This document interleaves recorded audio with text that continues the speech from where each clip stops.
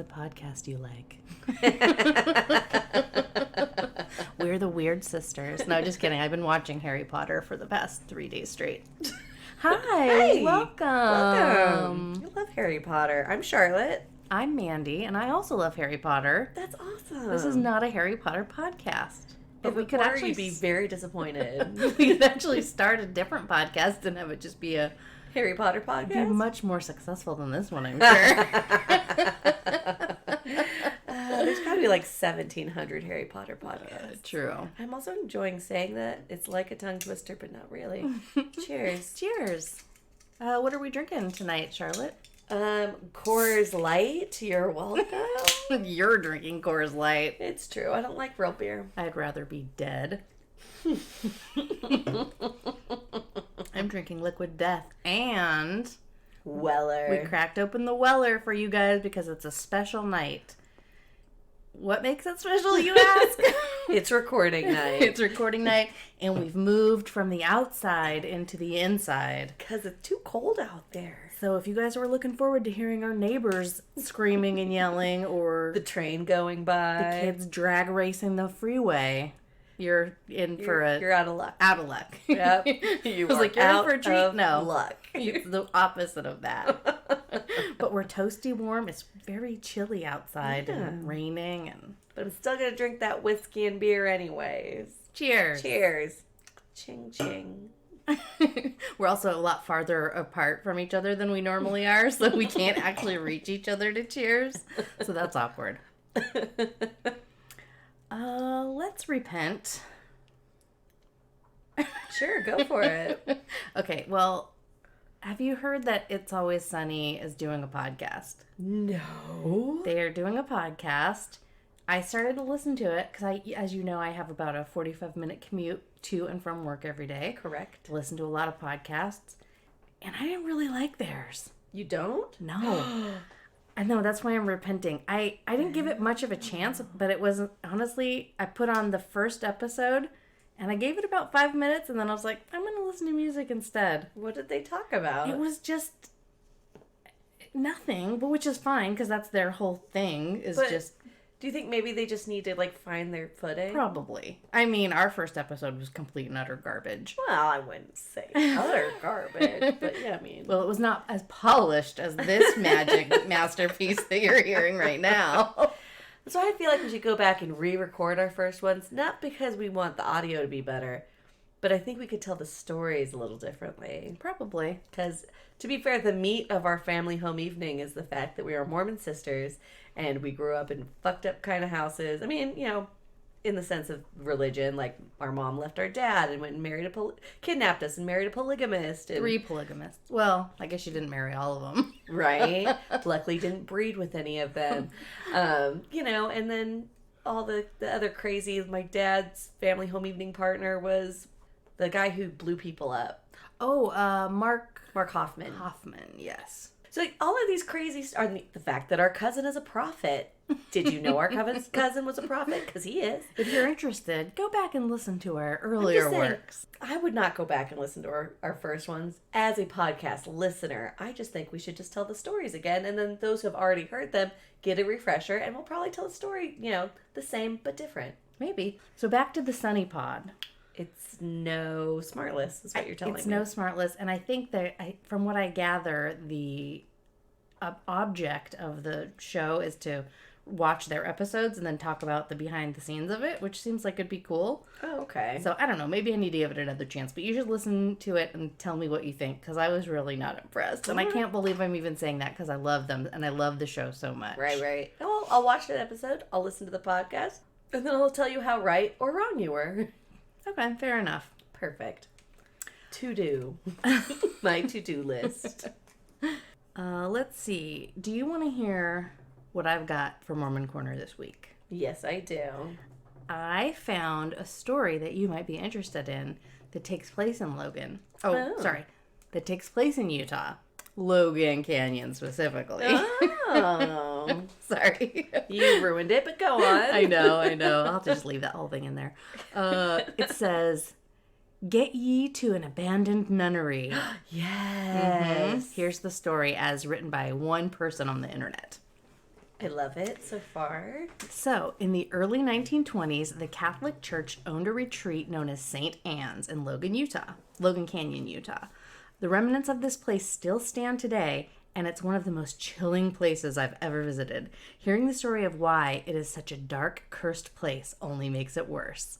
This retreat was not for rest or relaxation. It was actually the place where the church sent those nuns who had committed terrible wrongs in their lives. What? I've never heard this story before. I know, I hadn't either. It says, in many instances... Oh, actually, you know what? I have heard one of these. In many instances, this meant that the nuns who had gotten a little wicked and wound up pregnant made their way here. They would live in seclusion, have their children, and the children would be discreetly given up for adoption without anyone knowing. Well, one nun decided that she wanted to keep her baby. She decided to give birth to it and steal away with it in the dead of night. Unfortunately, the head nun at the retreat caught wind of her plan at the last moment. Soon after the nun took off into the woods with her baby, the furious head nun had followed after her. The head nun completely lost it and began yelling about how she would kill the nun and the baby when she caught them. Knowing she might not escape, the nun hid her newborn child under a bunch of brush. She took off and soon lost the head nun. She wailed, scared and alone in the wilderness for a few hours, and then made her way back to the baby's hiding spot to retrieve it. When she got there, the baby was gone. Immediately, she started to go into a breakdown. She feared the worst. The head nun must have discovered the child and taken it. She sprinted back to the nunnery only to have her worst fears confirmed. As she snuck around the outskirts of the grounds, she came to the pool that sat outside the building of St. Anne's. Oh, no. You know the pool. I know that pool. There, floating face down, was her child. Overwhelmed by guilt, shame, and anger, the nun committed suicide right there at the edge of the pool. Life went on at the nunnery. Nobody spoke of the tragedy. The nun was seen as the bad guy in the situation who got what she deserved. For years, St. Anne's continued to function, and no one ever spoke of the awful atrocity the head nun inflicted on the nun and her baby. Nowadays, the spot is abandoned. Well, except for the teenagers that like to go hang out at the nunnery.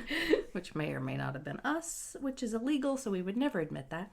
Just kidding, we've already done a whole episode about it. Sorry. Nowadays, the spot is abandoned. You can visit it and see both the buildings where they lived, the woods they chased each other through, and the pool where the baby drowned. They say that on certain nights you can hear desperate screams and the cries of babies off in the distance. I've been there myself, and I can vouch for the fact that the nunnery is a frightening, foreboding place. Yeah, it's not, not creepy. Yeah, that's fucking true. It's pretty creepy. They have been trying to revamp it. Like, I think someone buys it every couple of years, starts construction on, like, revamping the cottages or whatever you want to call them, and then loses money or whatever, and then it gets resold again. But, yeah. There's another version of the story, too, a little shorter one that says, there's an old nunnery about 3 miles up in Logan Canyon. If you don't look for it, you'd never see it. It's on the other side of the river, and it's set back into the mountains and fenced in. There are houses and an old chapel and a swimming pool. The only thing noticeable as you drive by is a huge gate that's locked and barbed wired. They have guards stationed there at all times. The Catholic Church used it as a place to send nuns that were having troubles, mainly ones that had gotten pregnant. And then the story goes, one nun tried to escape with her baby into the night, blah, blah, blah, Same story. I had no idea that that's where they sent pregnant nuns. I've never heard that before. I knew it was always an urban legend, but I don't know how true this actually is. Yeah, but I never even heard the urban legend. Like, no? No, clearly I didn't live in Logan for very long. Yeah. At any given time. So she tells basically the same story as the other person did. But she adds, rumor has it that if you go up there at night and pull off on the shoulder of the road, you can see the eyes of the dog sniffing for the nun. And I've heard a woman crying myself. You really do feel as though someone on the other side of the bank is watching you in the dark. I never go up in the canyon at night. It's the freakiest place around here. How hot were you? But yeah, reading this reminded me, I don't think we've ever told the story of what happened at the nunnery to those kids. This was like long after we were teenagers. Right. Because, me and my friends in high school hung out there all the fucking time. Right. Tiffany hung out there all the time. Tiffany's taken me a couple times. Yeah, it's a place everyone goes to when you're kids just to like fuck around and do drugs and drink. But apparently, I don't know who's paying for the security guards to do this. Because it wasn't a cop, right? It was a security guard that these kids went to go break in like you do. and he hogtied them and had guns on them. All right, here we go. This is what we're looking for. 3 watchmen accused of ambushing trespassing high school students at St. Anne's Retreat in Logan Canyon plead guilty and accept a plea bargain. 3 men accused of terrorizing 38 teenagers and young adults at a former retreat in Logan Canyon pleaded guilty to lesser charges, putting a surprise stop to the 3-day-old trial. So apparently, according to this article, a bunch of the 30 some odd people that were up there were handcuffed by these guys and put in the bottom of that swimming pool. What? Yeah. Oh, empty swimming pool. Well, yeah, it's an empty swimming pool, but still, like, the swimming pool is like the creepiest part. Right. There's no, in Logan, Utah, people don't have swimming pools at all. It's not swimming pool climate. You've got summer, which would be great for it, and all the rest of the seasons are not warm enough to have a swimming pool. So it's kind of that's part of the attraction up there, is because, like, not only are you up in the woods at this haunted place, but there's a fucking swimming pool in the woods. So yeah, these security guards threatened all of these people with guns. They handcuffed them. They fondled one of the girls, trying to get the rest together. They grabbed them by their necks with a cord that they said was hooked to explosives. What the fuck? Yeah. So they were security guards, though, right? Yeah, they were security guards. So what had happened was somebody had bought this place, and they were going to try to revamp it into some kind of venture or whatever. Because it would be kind of a fun summer camp type thing, but Yeah, apparently it was Halloween weekend, so, haunted. Right. Oh, actually, the state is saying that, so that razor wire and barbed wire and fences that they put up around there, which isn't there anymore, they had to take it down because it's illegal for them to put it up there because it's public land. It's not private property. Right. That's what it was. So, like, that's the only way to have people access their cabins. Like my friend Alan, his family had a cabin over there nearby. Right. We would hang out there all the time. But yeah, you can't, like, section off that road to get across the river because that land is not yours. Right. Yeah. Good. Anyway, Mormon Corner. Mormon Corner. Dang, yeah. Fucking nunnery, man.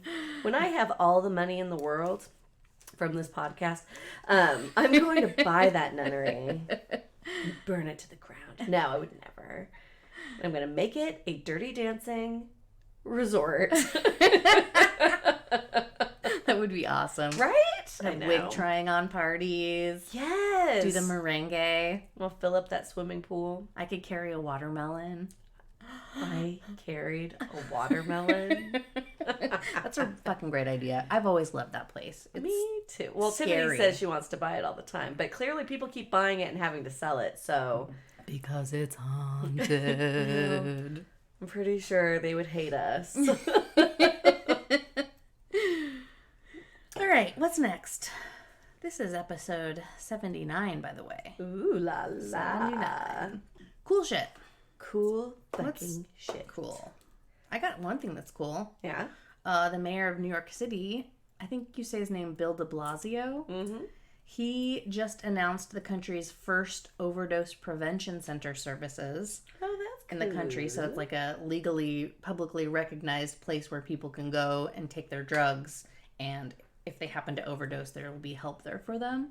Oh, that's awesome. Yeah, I thought that was really fucking awesome. It's part of the whole kind of drug policy alliance. Don't just criminalize drug users, but try and fucking help them so they don't want to take drugs anymore. Exactly. Yeah, that'd be nice. Yeah, exactly. It's basically just decriminalizing drugs in general.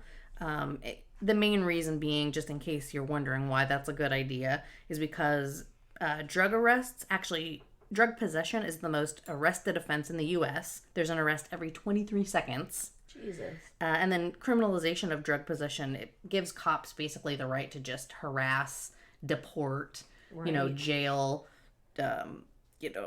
incarcerate, whatever, even justify killing people. And it's usually always people of color or low income people. In addition to that, then you're going to have a criminal record, which Right. creates all kinds of It's hard problems to get for a you. job. An Apartment, yeah, housing. Yeah. Yeah. So Oregon's actually already taken the step of decriminalizing some drugs, which is amazing. So hopefully this like momentum will go forward. But I thought that was really cool. They actually already have a bunch of places where you can swap syringes for clean syringes. Right. Oregon's had that for a while. Yeah. And so they're just wrapping those spaces into now these like, public spaces that are called overdose prevention centers. That's cool. So yeah, I thought that was really cool. You know what's not cool? What? We started watching Dexter, New Blood. Oh, Lord have mercy. I don't think that belongs under this motherfucker, but it's definitely something you'd be like, oh, we love TV, we love movies. This was not cool. No. It is predictable. I don't know what 5-year-old wrote this. It's awful. Or whose cousin it is who got the job of some big executive, because it's fucking horrible. And I loved the first 3 seasons of Dexter. So good, right? A lot of people think I named my dog after it, which I did not. But right? But one cool thing was, I don't know if you, dear listener, know this about me, but if I were to have a superpower, it would be that I can pick out Clancy, I can't think of his name, Clancy Jones? Clancy Brown. Clancy Brown. I can pick Clancy Brown out of a crowd before anybody else can. It's true. I can vouch for this. Don't know why. I just can't. Like we'll watch a movie about Clancy Brown. Like you'll see a profile in a shadow and she'll say Clancy Brown and it happens to be Clancy Brown. It always is. Sometimes I'm joking. Sometimes it's a guess. But I just had the feeling deep inside of me that it's Clancy Brown. And it always is. She has some kind of weird connection to him. I swear he and I are like the bestest of friends. We don't even know it. Last night we were watching, spoiler alert for those who want to try and give a shit about this show. It's horrible. This guy who's looking at the screen of this girl that he has, captured. You're not supposed to know who he is yet. So it just focuses on like his eyelashes and his eyeball. Like that was it. An eyebrow. And a little bit of an eyebrow. It was so close on his face. And I go, Clancy Brown. And sure as shit, if it was not Clancy Brown, because you see him like maybe 5-10 minutes later in the episode, because you're not supposed to piece together that they're the same person. And I'm like, motherfucking Clancy Brown, I did it! I did it again! Nobody could have ever guessed that was Clancy Brown from his fucking eyeball and his eyebrow, except for Charlotte. It was amazing. And so I'm like, where else did I do that to? And then I remembered it was fucking the Mandalorian. He's full prosthetics, alien dude. I'm like, Clancy Brown? Oh yeah, that's and it right. was Clancy Brown, but we didn't know that until the credits came up. That's right. It was fucking Clancy Brown. Yeah, it's an uncanny gift you've got. Somehow we need to monetize that. I don't know how, but yeah, we should, because I'm amazing at it and it's great. But back to drugs. So we've talked about it slightly in the past. Microdosing. What is it? Why would you do it? Tell me more, Miss Charlotte. Okay, I will. So, a microdose. And I'm reading from a website that's trying to sell me said things, but I felt like it was a pretty good description. It's 70 to 300 milligrams of dried, I can never say it, psilocybin. The lifestyle behind microdosing has seen a steady increase over the last few years. More and more people are turning to this natural choice for their well-being. Digesting small amounts of fill in the blank on a regular basis can help alleviate symptoms related to depression, anxiety, chronic pain, and attention disorders. Numerous cases have found that participants who incorporate microdosing into their lifestyles have a general calmness, a lightened mood. I need that. A heightened focus. Need that. A raised feeling of inner peace. I'm pretty good. Overall energy increase. Sure, who doesn't need that? Decreased alcohol intake. You wish, sucker. Increased fitness level. Less dependent on caffeine. Well, I don't drink coffee. Psilocybin, in case anybody's wondering, that's the slimy, like mucilaginous coating on the outside of a mushroom that gives it its like hallucinogenic properties. Oh, I thought it was like within the mushroom, because not all mushrooms have it. You have to have the specific kind, right? Yeah, there's a lot of different kinds of mushrooms that have it. Oh, I didn't know For sure, yeah. We actually used to go mushroom picking a lot in Washington. We got chased off a couple fields a couple times by the police. That's actually a story I should put on the list of stories Put it to on tell. the list. But yeah, you'd have to go. There were certain spots where they would grow because the spores, are released when there's one, and then they'll kind of just propagate from there. So, but, go ahead. But yeah, so what we would do is you'd take the cap and you'd just peel it apart a little bit. And if they peeled apart kind of dry, they weren't the right ones. They weren't the Liberty caps. But if you peeled them and there was like a slight gooey slime, those are the psilocybin ones. Oh, I had no idea. I was going to say, how on earth would you know? Mm-hmm. So if I ever see a mushroom that's slimy, eat it? Well, so there's, like I said, there's different ones. I just feel like I'm going to get food poisoning. Yeah, you have to be real careful with mushrooms. Some of them will kill you. Right. But these ones are the ones that have a really tall stem and a very small little cap. Right. I'll put a picture of it on the episode this week. And don't go pick your own mushrooms. I mean, unless you really know what you're doing. Because like, if I did it, I guarantee you I would die. Yeah, it's a big thing in the Pacific Northwest, which we lived up there for quite a while. And it's the perfect climate for, harvesting mushrooms and going out into the woods and getting, you get all kinds of delicious and really expensive mushrooms if you were to buy them at the store. Like, you can find chanterelle mushrooms. That's a really big one. Morels, porcinis, or, most people who go mushroom hunting certainly also know what they're looking for when it comes to psilocybin mushrooms. Right. That's pretty rad. Yeah, my friend Emil would come bring me mushroom chocolates he'd make all the time, and I never once questioned it, and luckily never got sick. But I had this idea. I was like, when I eat mushrooms, am I essentially giving myself food poisoning? And that's why everything gets so trippy and weird. So that's microdosing. And they say the beautiful thing about microdosing is that you never feel high or that you're tripping on psychedelics. The intention behind it is these smaller amounts tap into the power without using an intensity of a trip. So most people get clarity with the capsules, and it's pretty nice. And then, they have different ones where you can have a moderate dose where you're having a little bit more laughter and feel deeper connections with friends and loved ones. And then you can do what they call a macro dose where you just get fucking high. Wait, so you can just buy these on this website? Yeah, I'm questioning how legal it is. Yeah, is that legal?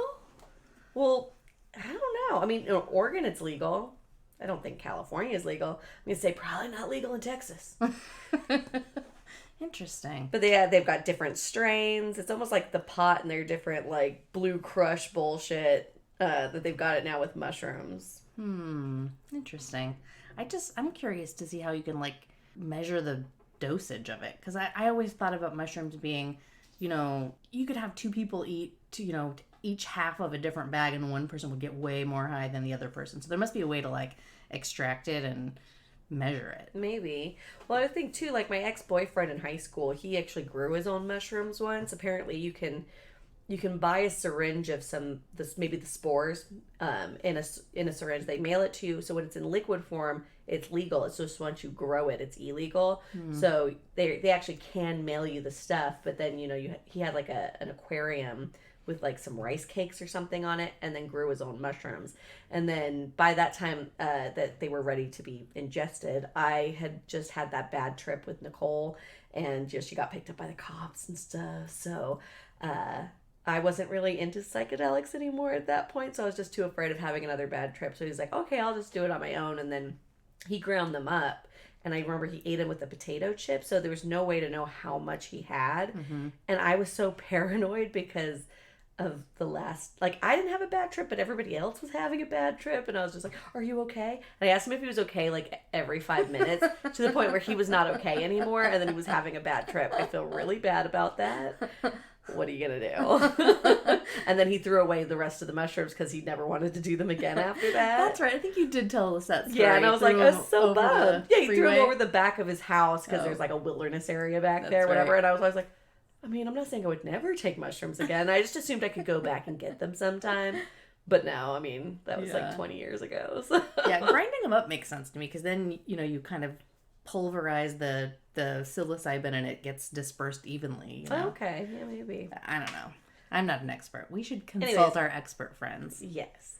But my plan is because I was talking to one of my other hairdresser friends, and I was talking about, I have so much shit I have to get done. When you have so many things on your plate, you end up doing none of them because you're just overwhelmed with the amount of shit that you need to get done. I feel like I that way a lot. And I've also found out that I'm sure that I have ADHD or whatever, and I can't get anything done. So by microdosing, that's supposed to be like you get everything done. Your closet's clean, your clothes are folded, your bed, everything is organized the way it's supposed to be. Did you have a to-do list? Because it's fucking done.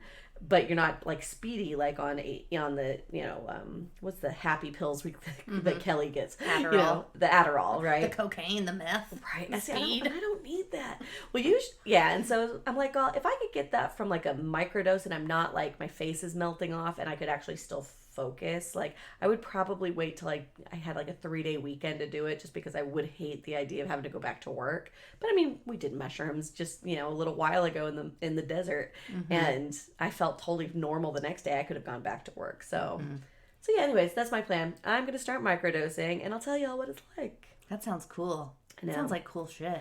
It is fucking cool shit, unlike Dexter. Not just Mandy's dog, but the new blood Dexter was awful. Sorry, world. Sorry to break it to you. Yeah. We were excited too. Anybody who'd watched Dexter for the last 4 seasons that they had would know that it's garbage. So why did we think it was going to be better? Why did we think it was going to be better? New writers, new blood. It's new blood. New He's not in Florida anymore. He's now in the exact opposite of Florida. The Arctic cold. Anything could happen. I can't talk about it anymore. I'm so upset.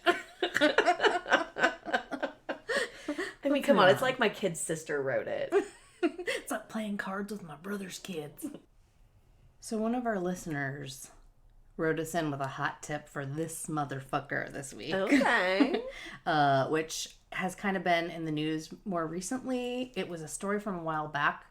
Do you remember the Josh Duggar guy from that reality show, 19 Kids and Counting? Yeah, that motherfucker. So he was just convicted today on child molestation and possession of child pornography. That's some fucked up shit. Let me make sure I said that right, because I don't know if he did get convicted of child molestation, because there's a statute of limitations. Are you fucking kidding me? Yeah, sorry. He was only convicted of receipt and possession of child pornography. So not actual pedophilia or... Yeah, well, so the story, what had happened was when he was a teenager, he's got 18 brothers and sisters, right? Right. So when he was a teenager, he was molesting some of his sisters. And like 14 years old, he told his dad about it, and his dad basically kept it quiet, didn't do anything about it, didn't alert anybody or send anybody to therapy or anything like that. Really? Nope. And then I guess they got their pastor involved. A lot of people mistake them for Mormon because they have so many kids, right. But they're like some kind of weird evangelical Baptist people. So I guess they got their pastor involved, and at one point they had sent him away or when it got leaked, they sent him away to a treatment center, which was actually just him going to like help remodel a friend's house in Arkansas. Of course. Right. And and the reason it had gotten leaked was because somebody wrote a note about it and put it in a book, which was donated, and somebody found that note and like sent it to Oprah. Oh, wow. So that's how the whole thing blew up. Interesting. Yeah, really fucked up part of the story too is I guess they had a family friend who was a police officer. His name is Joseph T. Hutchins. He was a police officer in whatever fucking state they were in. I think it's Alabama. Okay. And Arkansas. My bad. Arkansas State Police. And so this police officer, I guess it was supposed to like scare him. So they're like, "Oh, you're going to talk to the cops," but really it was just their one friend. And I guess he gave him some kind of a lecture, and then it was never actually formally filed. There was no report made. Like the cop didn't do what you're supposed to do in that when situation. You're a fucking cop and you protect and serve.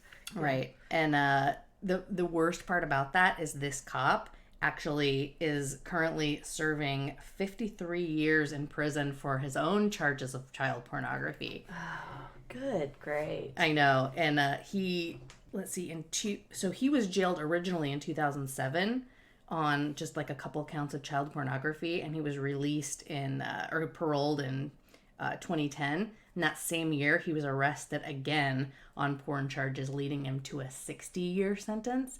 And apparently the shit that he was into, I was reading a Daily Mail article. I learned some fucked up like search terms that I'm not even going to repeat because I had no idea like that was even something people could be into, but it's horrifying. Right. With like little kids, Yeah. 12 and under, down to like 18 months. Jesus Christ. And the fucked up shit too that Josh Duggar was convicted of. There's a Fed who is kind of like a forensic detective who has to watch these videos that were found on his work computer. Right. And he said it was without a doubt in the top 5 worst, like, horrifying child pornography cases or images that he's ever had to look at in his entire that's life. Fucking awful. Right? So it's like, you've got this kid who has been troubled from the start, and his religious family did not do shit about it. Right. And he's just continued to like evolve into this monster. But anyway, he was charged with that, and he was convicted of it. So while he wasn't convicted of, molesting his sisters, right, he was convicted of the porn. And fucked up. Actually, under the law, his parents could have also been convicted of not reporting him, right, and taking care of the fact that he molested his sisters. But by the time the story broke, the statute of limitations had passed. So, I mean, I understand the statute of limitations to a degree. Right, yeah. I mean, dude, this motherfucker. Yeah, this motherfucker indeed.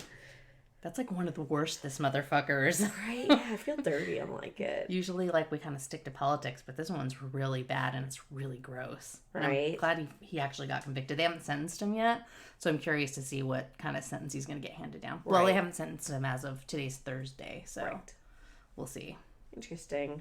Well, fuck that fucking fuck. Yeah. Also, speaking of child abuse and child porn, Ghislaine Maxwell her trial's happening right now. Yeah, what's going on with that? Because they're not televising it, right? No, not as far as I know. I guess today was maybe one of the last. They were wrapping up. The prosecution was wrapping up. Yeah, they've had at least three witnesses that were molested by them, right? By Epstein, but also claiming that she molested them too. And one of them is coming forward publicly. The other 3 have remained anonymous, right? But I guess there was some kind of a hiccup today in the trial. I guess one of the prosecuting attorneys was ill and didn't make it, and they were supposed to get these FedEx documents showing that they had FedExed these teenagers Victoria's Secret lingerie from Epstein's address, his apartment address, to their house from New York to Florida. And that stuff kind of fell through because this prosecuting attorney was sick. And I'm curious about that. Yeah, they just kind of hit a snag. But I was going to say, I did see something on Twitter that was saying that the defense attorney, one of the women who were supposed to be anonymous, at one point said her first name by accident, and then within like 3 minutes later said her last name by accident. And it's just like how do you keep your job after that? No shit. That's not a fucking accident. Like, we're not stupid. Nobody's that stupid. Right. And if you're a lawyer, like, that's fucked up. You should lose your fucking license over that. Or what kind of penalties do they have for lawyers? Is there any? I don't know. I think, you get a warning and then you have to start paying fines, but the judge has to make that call. And this is such a huge case that, like, oh yeah, sure, I'll pay the fine. It's like being rich and getting a speeding ticket. Mm-hmm. It's like there's not really any penalty. It's just like, yeah, you can drive 150 miles an hour. It costs this much money. Yeah, right. We're stockbrokers who are like, I can short a stock. If I get caught, I have to pay a fine, but I'm making so much money from shorting the stock. It's not worth my time to not short the stock. Yeah, it's not even about paying a fine. It's just like, it's going to cost me this much to do it. To do this. I can do whatever I want. I'm still making so much money that it doesn't matter. So yes, I'll pay your fines, but it's not going to stop me from doing it. Yeah, the wealthy people live a different life than we do. They absolutely do. I cannot wait to get that rich. It's going to be amazing. Yeah, it's going to be good. How are we going to get there? I don't know. We got to figure something out. Well, the Charlotte novels, that's what I need to repent for. We need to get back on... Mandy wrote the first amazing chapter of this book, and it was so well written. We were going to keep writing it when we were in Hawaii. Turns out we drank a lot, and we didn't get around to it. I just need more time. Right? Taking a week off. Just not a great writer. So I have to give you the ideas, and then you have to write it. Let's go on a writer's retreat. Yes. Perfect. I feel like we should hear a word from our sponsors before this goes on too long. I agree. And we're back. How'd you like that one? It's always fabulous. Our executive genius creative director, she sure has great ideas. She sure does. She's always had great ideas. And actually, that kind of ties into the stories that we're going to tell. Right? She is a magic maker. Yeah, we were trying to talk about what story should we tell you guys this week? And I don't know how it came up. I was thinking maybe I could tell you guys the story about how my grandma tried to make me go to prom with my cousin. But there's not a whole lot of meat there. And I was like looking up prom stories and started reading a lot about drinking games. And I was like, holy shit, I personally spent my entire 20s at a bar or a house party playing drinking games. And we just figured we'd tell you drinking game stories. Yeah, because they're kind of great. And Mandy was reading the rules to some games to me, and I was like, I kind of got like this quick, like, you know, when you get excited and you're inside your like heart. And I was like, oh God, can we just, and I was like, would it be lame if we just played a drinking game on air? And she's like, I don't think it'll translate, so you won't get to experience that. Thanks, Mandy. But if we get enough people, maybe that might be fun. Right. Maybe that's our Patreon. That's the ticket. Finally, we knew this would be good for something. Anyway, drinking games. Some of the fun drinking games we used to play. There's King's Cup, which yeah. Well, we just always called it Kings. Right. So that's basically where everybody sits around in a circle and you play, whoever's the dealer to start the game plays a card. And then you go in a circle clockwise and everybody has to play a higher card or a higher set of cards than the next person until the object of the game is that you run out of cards. There's a couple of different things, like if you, like twos are wild, so you save your twos. But essentially somebody wins the round and somebody loses the round, and you there's a hierarchy, like a class structure that happens in the circle where someone's... This one's president and asshole. Oh yeah, you're right. Yeah, Kings is different. Sorry. But go on, because we're talking about presidents and asshole. That's right. Presidents and assholes. I always got the two of those confused. Anyway, so presidents and assholes. There was like a hierarchy for the circle of people playing. So one person was the king or the president, next person was the vice president, then there was like however many people Secretary, you had playing, treasury, and then the asshole. And the asshole had to do whatever you told him to do. So it wasn't just that. It was president could tell everyone underneath them what to do. Vice president could tell everybody underneath them, but not the president, and so on and so forth. So even the one person that's just above asshole could tell the asshole what to do, but the asshole could tell nobody what to do. Yeah, and it was a lot of get me a beer, bitch, and finish your... You know what? I don't like the way you looked at me. Finish your beer. Charlotte was a fucking maniac. I was a jerk. Was a jerk? I am a jerk. I will still play those rules today. Yeah. Presidents and assholes. That was a good one. Now, kings then. How do you play kings? I can't remember.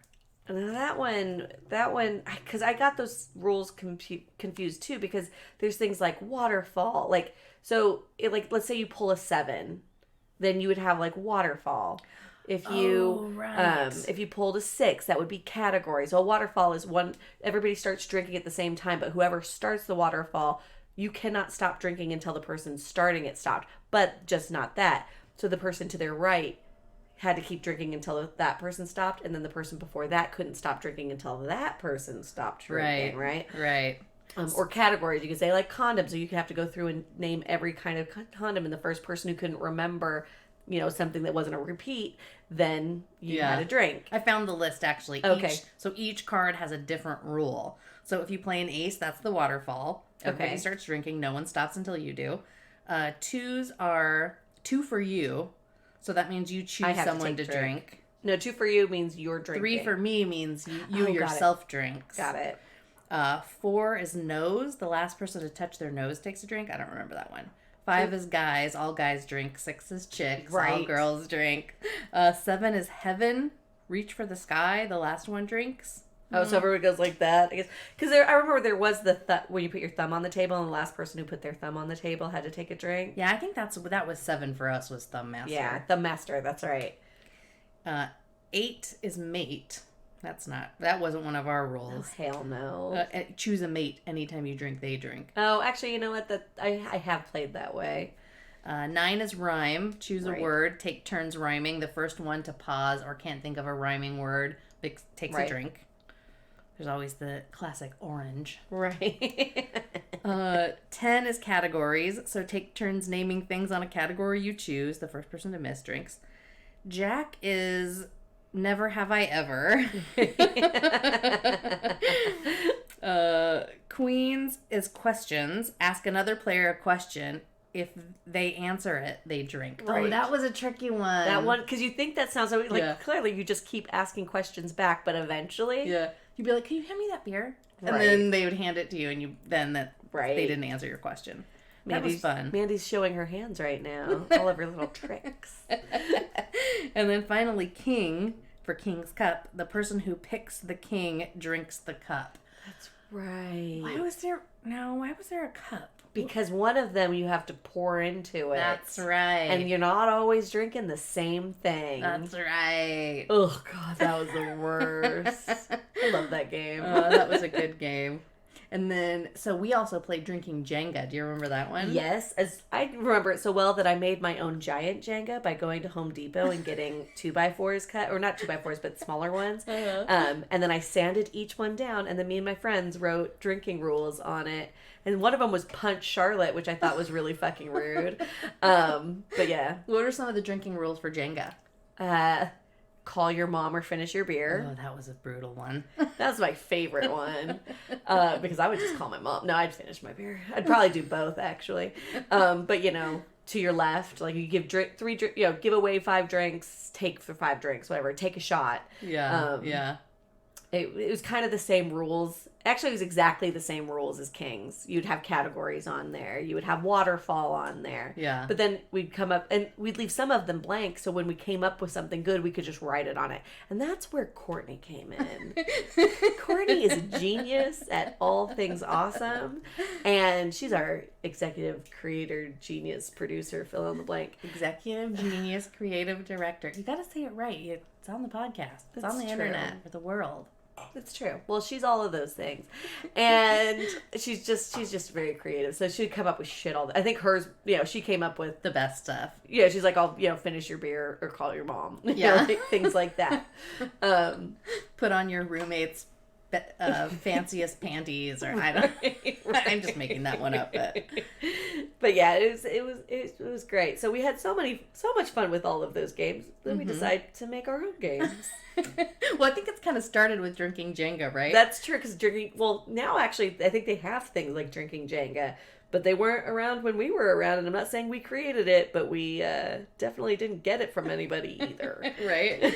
Well, and by we, I mean Courtney. Yeah. So I remember we had a couple board games around that I don't know if we had found them at Goodwill or Value Village or whatever, or we just had them around, but we had I don't know which one came first. I think it was New Kids on the Block. Right. There was a New Kids on the Block board game.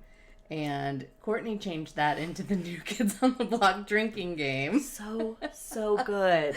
And I don't remember much about it, but I know it somehow ended up with you. I had it for a while, but I think I gave it back because I didn't have it forever. What I had was, I was in Utah once, and I hit the fucking New Kids on the Block jackpot. I got a sleeping bag. They had the game. I probably got a poster. Like, I'm like, probably all my old stuff. Somebody just got rid of their New Kids on the Block shit, and I bought it all. I got 2 sleeping bags. I left them in Utah or in Washington when I moved, but I regret that to this day.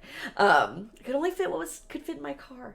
But so I made my own version of our New Kids on the Block drinking game. I had to go from memory, and so it wasn't that good. And to this day, I don't remember a lot of the rules. I think it was the same kind of rules. It was a lot of the King's rules, categories, things like that. But I do remember there was one that was like, but you had to move your piece along, so it was kind of like life a little bit too. And there was one, like, if you you got this, you have to go to the beginning of the board again. And there was one, it was like, please don't go, girl. Start from the beginning. Like, yeah, it was so clever the way she did it. It was so funny.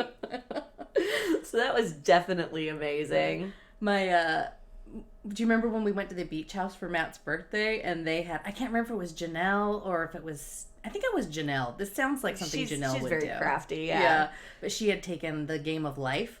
and she changed it to what matters in life and put the Matt in quotations because it's Matt's birthday. And then there's just all these like fun facts about Matt and like the cards, you know, the not go to jail cards, but what do you call them? The community chest and the whatever were like facts about Matt and like embarrassing shit. And it was just like, we had so much fun playing it. It was such a thoughtful like tribute to somebody, you know, for your friendship to like put all this energy into it. That's a really good idea. That was such a fun one.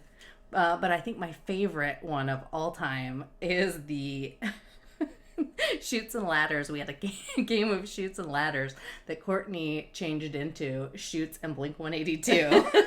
And we got magazines. And we were like cutting out all of their faces, like faces of the band, and you know, putting them on the little pieces. And I can't remember. Again, it was like really creative, really funny rules. And we, Courtney and I were roommates for years and years, moved around to a bunch of different places together. And at one point we were moving out of this place, and I think she decided to give it away, or we decided like it was time to go and put it out on the side of the road. And I'm going to tell the story wrong because I have such a bad memory, but somehow that game came into the possession of somebody else, and they had put a missed connections, I believe, on Craigslist. And they were just like, to whoever made this game, you are my idol, you're my hero, this is the greatest fucking thing that's ever happened to me. So I think something like that. It was like some funny story where it was just like she put it out for trash and it just like became the light of someone's life. That's awesome, because it really is like, just because you're done with it doesn't mean it's trash, Courtney. It's amazing. Yeah, that was so good. I would give anything to like find some pictures of that, or you know, it was just so funny. I do have in my like memory book, because the New Kids on the Block game came with pictures of each one of the new kids, but like multiple ones. Like that was kind of not your cards, but like kind of. And then they just looked like stuff you'd put on your wall, right? Like it was kind of that pink and orange splat, you know, frame, you know, neon looking, and with a picture of one of the new kids in it, right? And so I think we maybe had written on the back of some of those. I don't really remember the board game, but I know mine had them, and I was like, okay, I'm throwing away this board game because I had no one to play with. I think that's essentially what had happened, was like I had to go based on my own memory, so it wasn't quite as good. And then at the end of the day, had no one to play with. So I'm like, I'm going to get rid of this, I guess. But I did keep at least one of each of the new kids in my binder. So I have those still. just in case you guys need any last minute Christmas gift ideas, you can make your own board game, and it's a ton of fun. I'll take a picture from my little scrapbook, and I'll let you know what it looks like. Maybe we could make a Bad Mormons board game, drinking game. Well, for those who don't know, we do have a drinking game. For those of you who started listening in the beginning, we had the brilliant idea of having a drinking game. Every time we say a certain word, you have to take a drink. There was a few rules where if we said something, you had to take a shot. But unfortunately, we drink a lot, and I don't remember what those rules were. But I did write down some, because I think you had mentioned that some people listen to different podcasts in order to learn English. So, you know, maybe we're really big in Nigeria, because if they listen to us, they'll be like, okay, I'm listening to English, and then you're more likely to be able to repeat it, right? And that's the tone and the intonation that people speak. Right. Yeah. And then there was also one like in Australia, like in a bar, that they listened to one and they made a drinking game out of it based on the way the people talked and whatnot.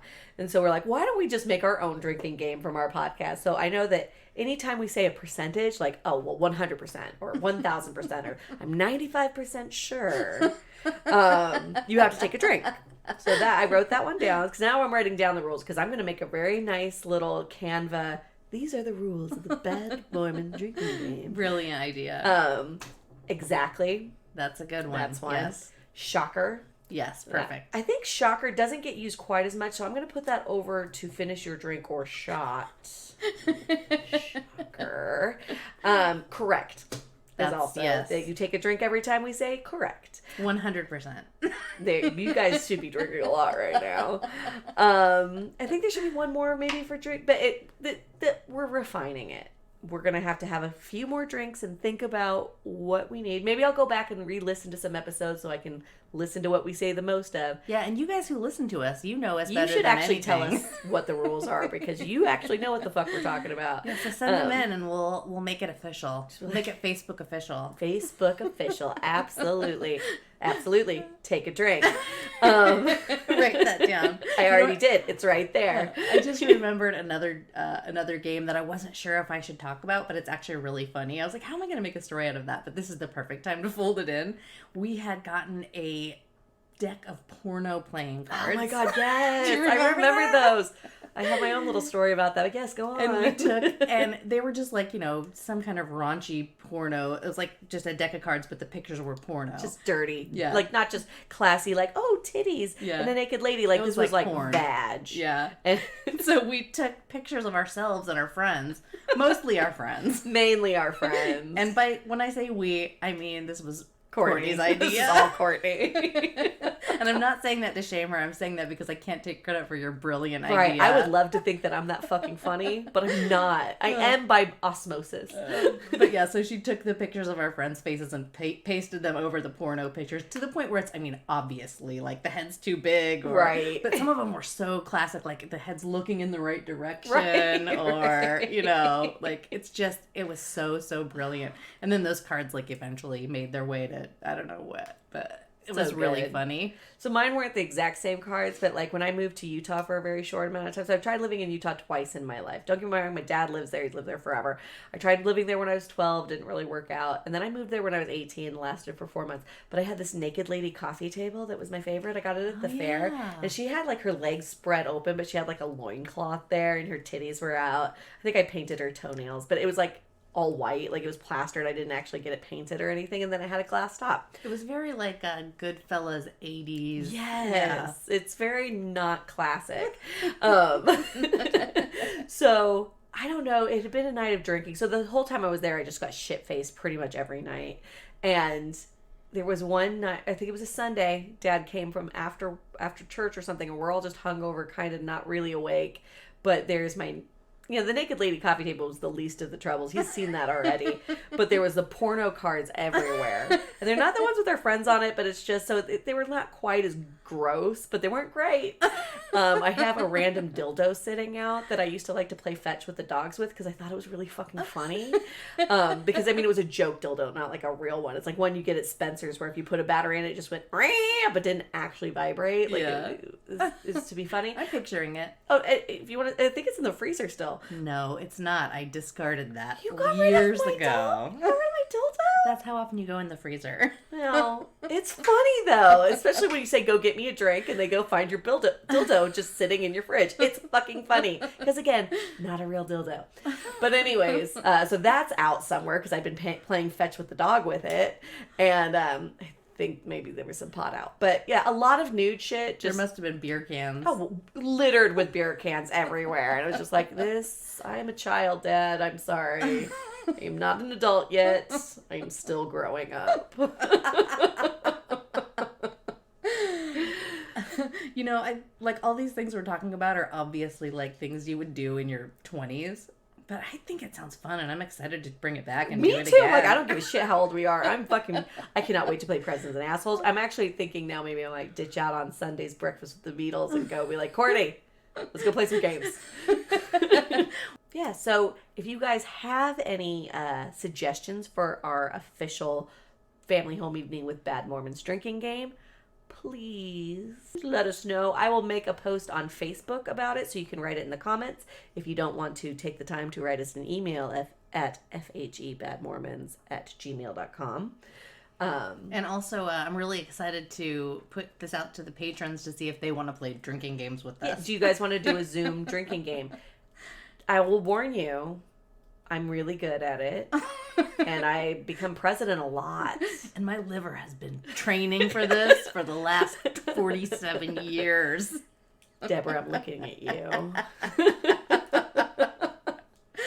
Let's be excellent to each other. I will when I'm president. I want to say two things. First of all, it shouldn't have to happen to you to matter to you.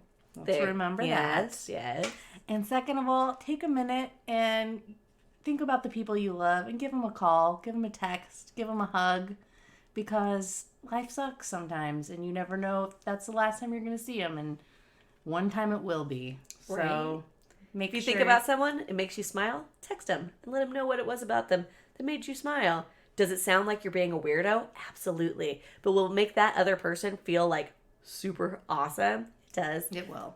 And we just real quick, we do that in our leadership trainings that we do sometimes. We had this really cool guy come be a talker, and he's like, I want you all to take out your phones right now. Think of somebody who means something to you. Now just text them something nice and what they mean to you. They're like, does it? He's like, oh, it sounds uncomfortable. Do it. I didn't do it. But the people around me that did do it got the nicest response back. Like, oh my God, that means so much to me that you took the time to do that. And everybody was like so happy that they had done it that I was like, I probably should have done it. But I thought about texting you, Mandy, and I knew you would just make fun of me for it. So I didn't. I would have, but I would have felt feelings. Kind of like the feelings I feel when people leave us a review on Apple Podcasts. 5 stars are my favorite. Get all warm and fuzzy. We're on all the social medias, as I said earlier. Let us know about drinking game rules. We really, really want to get this hammered down. Check out our YouTube, like, subscribe, share with your friends. Send us your stories. Do you have drinking game stories? Do you have a board game that you created? Or do you remember from high school some drinking games that you loved? We want your nunnery stories. And also, don't forget, we have official merch just in time for the holidays. We got some cool shit up there on our TeePublic site, which is available on our link tree, which is on all of our social medias. If you want to come play drinking games with us, become a patron. You can do it as little as $3. And we'll maybe think about keep doing this. I'm just kidding. You can't get rid of us. Thank you for listening, and we'll see you next week. Bye.